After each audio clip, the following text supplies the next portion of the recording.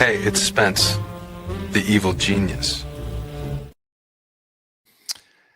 You guys didn't think you're going to get rid of me that fast. It's Spence. I'm back. I actually going to make a twofer today because I want to share with you that I'm going to go here. I have right on my desktop the Minute Launch AI Image Creator. This is a complement.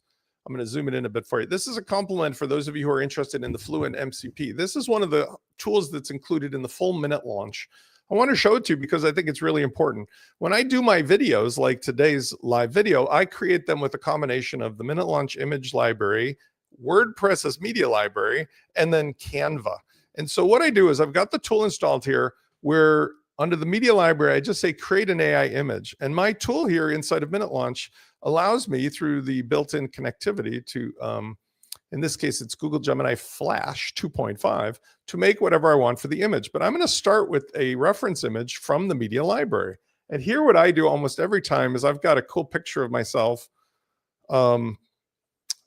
It's just weird with the circle and stuff, but it doesn't matter because all I do is I say, what do I want to make? Now, today I made a video just a minute ago that talked about creating an onboard assessment. So I'm going to say, take the guy's head in this reference image and make a photorealistic picture of him doing a checklist, a survey, asking a series of questions of somebody.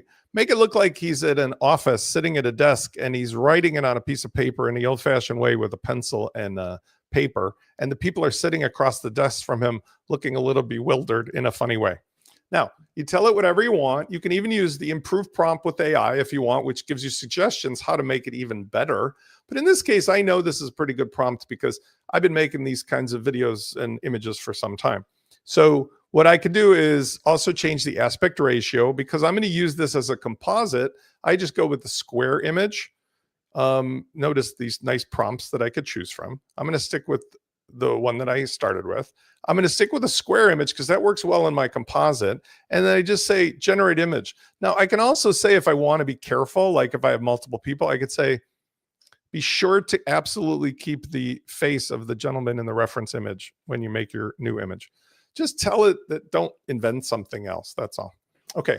Maybe 20 seconds later, it spits out an image. In the meantime, what I do is I go to canva.com, which is the most incredible tool I use for a million things. And I go here to this set of templates that I've pre-built and I use again and again.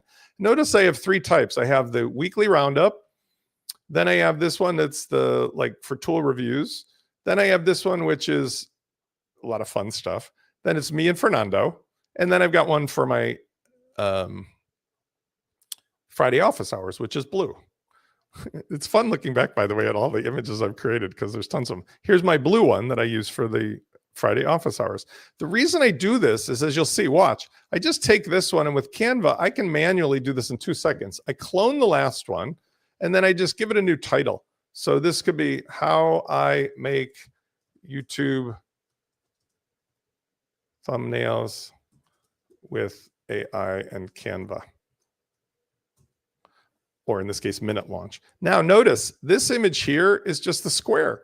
So when I get the image that spits out of here, it's actually funny. All I need to do is copy the image. And that's, by the way, in my media library now. So I can reuse it again and again and again. I paste the new image in and I just drag it. I don't have to be fancy. And if it doesn't fit, I can adjust some of the parameters.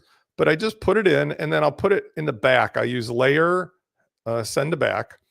Now, if I wanted to, those folks look like they're a little out of frame. So I can shrink this just a bit. I got plenty of room to fit it. Just kind of squeeze their heads in. And then I use the title here. So I just use the same title, how I made YouTube videos or thumbnails. How I make YouTube thumbnails with AI and Canva. Now, if it doesn't fit, it's just simple as this. With Canva, I love this tool. I just simply reduce the size a little bit, make it fit a little better. That's it. I'm ready to go. Now what I do is I click save, download, and I use the parameters that say, look, I only want the current page, which is page 9. Notice page 9. And I want to limit the size of this to 150 kilobits.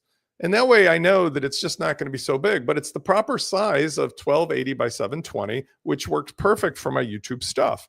So now if I go to YouTube, where I had just previously made this live video, that's why I'm showing you all this stuff. If I go live, we can see that I've got the video that I previously made. Or actually, this is today's video.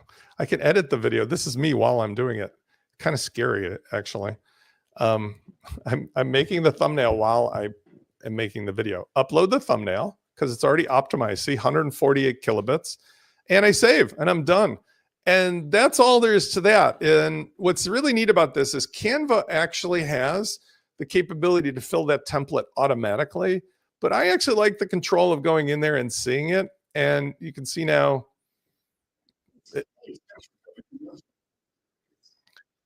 that's another video. Let's go back over here to the live and see if our thumbnail shows up. And there it is.